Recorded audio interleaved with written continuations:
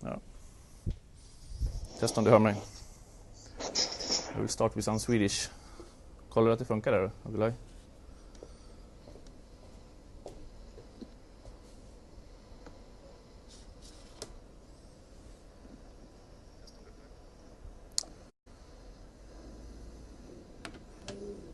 Den är åt liggande istället. Vi testar. Ja. Hej, välkomna till Blankspots extrainsatta live-sändning. Vi har ju rapporterat mycket om vad som händer i Etiopien. Premiärministern har avgått, undantagstillstånd utlyst. Det kommer rapporter om demonstrationer, om demonstranter som blir skjutna. Och idag så kom en rapport om att en av de mest tongivande aktivisterna, Jawar Mohammed, har för 4:e gången blivit avstängd från Facebook på grund av sina kommentarer till utvecklingen. Så vi har ringt upp Jawar Mohammed på Skype. Thank you so much, Jawar Mohammed, for joining us. I gave a brief introduction to the viewers. You are a political analyst, and you're also the executive director of the Oromia Media Network. Could you just start to give us what is going on in Ethiopia these days? What are we seeing? What is happening? Martin, as you know, for the last 4 years there has been a social movement protest largely in Oromia, but also in Amhara and now in the south. The protesters have gathered significant momentum. They have weakened the regime. The regime has split into different rival factions, both along ethnic lines as well as different groupings. So the Prime Minister was forced to resign a couple of weeks ago, and then the military came in, declared a state of emergency. That state of emergency was rejected at the parliament, but the Speaker of the Parliament, rigged the votes and declared it that it passed, and then a lot of confusion and commotion going on. And the economy is in free falls. The government is not able to pay a lot of its foreign loans. So from both economy, security, and political point of view, Ethiopia today is in a very serious crisis. Mm. The recent state of emergency, and also when the Prime Minister resigned, do you see that as a result of the protest that has been ongoing for the last 2 years? Are the protests bearing fruit, so to speak? Oh, definitely, because what the protesters have done is weakened the government's economic strength. They significantly affected the revenue, the income and revenue, by cutting down the foreign direct investment, also by reducing domestic trade volume. And also, it completely rejected the government. The government attempted to retake, particularly Oromia, through state of emergency last year. That did not work. They tried to buy time. They tried to pretend that there's undertaking reform by bringing some populist leadership into Oromia, but those leaders got a lot of acceptance in Oromia. Eventually, the regime has to remove them from their post. So what you have is a movement-induced and opposition-infused, particularly a popular resistance-infused political crisis that is bringing down the government. And I don't know if you saw it, there was a paper, national security paper, that was released about 3 months ago. It openly admits that there is no external actors at play, and that the protests have gone out of control, and they cannot take control of the protest anymore, and that the ruling party is split, and it has no leadership, and it has no internal cohesion. So they do believe that not only that the protest is legitimate, but also the grievances are widely shared, even within the ruling party. The problem is, even though they analyze like this by admitting problems and but they, when it comes to solution, instead of seeking political solution, they continue to rely heavily on the security. For example, last month, they released political prisoners. The Prime Minister resigned. You would expect they open up the political space and start negotiating with the opposition. Instead, they declare a state of emergency and start mass arrest and mass killing. So a lot of things happening. Mm-hmm. One of the latest development is that yesterday it came out that for the fourth time, your Facebook account has been terminated or blocked. Why did that happen? And is it a result of the current political situation, or is it just some technical issue? Well, initially I thought it was a technical issue. Even then, I thought it was strange because one, my profile is verified, and I'm one of the earliest people to join Facebook in 2005 when it was still just a platform for college students. I was a college student at Stanford University in California, which is just a mile away from Facebook's headquarters at the time. I'm well known within the Facebook community, and I have been using Facebook to advocate for democracy and expose human rights violations. I'm very careful with my postings, I thought when they said I was posting so fast. I wasn't really posting faster than I usually post. Then, Facebook communication people reached out to me, and they said I did not make any mistake. I did not violate any of their terms of use, and that there was a mistake was on their part, and they restored my service and they issued apology. And fast forward about 3 days ago, again I get blocked. I write to them and they remove the blockade without explanation. And then yesterday again I get blocked and they remove it without explanation. And last night again I get blocked and I remain blocked at this time.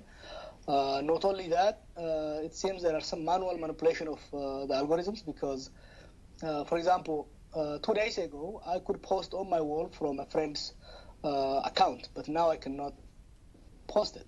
But another thing that makes you suspicious is the timing. They block me at the time when the people in Ethiopia are most active on Facebook. As you know, internet is limited, and Facebook and other social media are limited, and they're accessible only through Wi-Fi and through government offices and big hotels. So during those windows, they block me, and once the people in Ethiopia go to sleep, they unblock me. So I am strongly inclined to suspect some foul play, probably by some rogue employee who is being paid by the government, or maybe at the management level. I'm not sure, but I think this is a serious concern, not only for me. It's a serious concern for the human rights community globally, because if Facebook as a company or a rogue employee in Facebook can do this, what guarantee do we have for our online security and privacy? As you know, I have millions of followers and they send me information. They live under repressive governments. And if, the company which cherishes freedom of expression cannot protect us, then we are in serious danger. One thing that's happened after your block was that your Twitter account has been a way of following the development, and just a couple of days ago you tweeted pictures from empty cities around Ethiopia, and talking about strikes and a market boycott. And it's very we don't hear much from what's happening outside Addis Ababa in Ethiopia. Could you just describe the situation? What is this boycott about? What are people trying to gain through the boycott? And there has also been a report of protesters being killed the last days. Yes, so this is there are two things at play here. One, after the EPRDF, the ruling party executive committee, held a 17-day meeting. They promised a range of reforms, but they failed to implement them. One of that was to release political prisoners. They delayed that, so people were frustrated, and a 3-day strike was called in Oromia about 3 weeks ago. It was very successful, and it forced the regime to release them on the second day of the strike. Then they brought this state of emergency. This state of emergency was resisted, opposed, not by the protesters, but by the ministers. It couldn't get enough vote in the Council of Ministers. They couldn't agree after an all-day meeting, and then they went home. They sent the journalists back, but the military and the intelligence decided to read a statement on on the TV declaring the state of emergency, although the Council of Ministers really did not agree on the matter. Then it came to the parliament. Heavy campaign was done by activist community to persuade parliamentarians not to ratify the state of emergency. This created a tension, and they tried to persuade parliamentarians before the meeting through, intimidation and all kind of activities. It didn't work, particularly in Oromia. There was a unified opposition, and in the parliament there is heavy resistance. The bill needed 2/3 of the 547 votes parliamentarians. It failed to secure. It was able to secure only 346 votes. It needed 365 votes. So the measure failed. However, the Speaker of the House decided, even while reading the numbers, to declare the measure has the bill has passed. Mm-hmm. That was a major shock, so the ultimatum was put by the protesters that the regime must admit that the bill, the state of emergency, has failed to gain the 2/3 required vote, and they must admit and announce. Otherwise, it will be met with a resistance. The government did not do that. Instead, they sent the Speaker of the House on the media to add more lies. That really angered the protesters, and they called for 3-day strike with the aim of choking the capital city. So starting from Monday, from faraway rural towns all the way to all cities that surround Addis Ababa, there was a full-scale strike that blocked. Cars would not move, shops did not open, workers did not go to their jobs. So it ended today. It was very successful. It did choke off the capital city. It did send a strong signal. The problem is the government has shut down internet completely from outside Addis Ababa. Even inside Addis Ababa, they have slowed down to 2G, and with regular interruption both in electric supply and the internet supply. So yes, we are not getting as much information as we should, but at this protest, the government itself on media did admit that the strike was expansive and did cripple the country for 3 days. If you listen to the regime spokesman now, many people are also accusing people in exile and also your media network for fueling ethnic tension, and they say this is a situation where we don't need more of ethnic tension. How do you respond to those allegations? Well, the ethnic tensions are actually as a result of the government's policy. As you know, this government is dominated by a lead drawn from a very small group. They have exercised unimaginable level of discrimination across ethnic lines in the military, in the economy, in all everyday life in Ethiopia. This is not a secret for anybody who knows Ethiopia. The level of discrimination is extremely worrisome. Of course, this creates a lot of anger among other people, other groups of people. So what we do as a media is report the regime's corruption, discriminations, and expose how blatant it is that they implement a policy of discriminating against some group of people while favoring certain group of people. We don't report about that, and that's our responsibility. But when we report, we use a very guarded language. They have accused us many times to different jurisdictions, governments, and international entities. We submitted our program for evaluation. At every juncture, we did pass the standard required for a media. So we are not fueling the ethnic tension. We are exposing the discrimination. We are exposing what they have been doing. For example, the government instigated a conflict between the Somali regional state and the Oromia regional state. These are two people, you have been there, these are two people are indistinguishable in culture, in the way they live. They had no problem. But they armed militias on both sides, and they created this military, this legal police that was engaged in ethnic cleansing in Somali region. They sent them across the border in Oromia, and they undertook massive invasion, mass killing. And we report about this kind of stuff. And when we do that, and we do it very carefully, At no point did we lead the public to believe this was carried out by the Somali community. This was not a communal conflict. It was not a conflict between Somali and Oromo community. It was a conflict instigated by the state. So we expose this kind of blatant work by the state. Contrary to their accusation, we work very hard to diffuse ethnic tension. We spend significant time preaching why the Oromos or the Somalis or the Amharas must protect others who reside among them. Despite the government's claim over the last 4 years of this protest, people kicked out the government officials and institutions from major towns for weeks, and at no time did they harm other ethnic groups among them.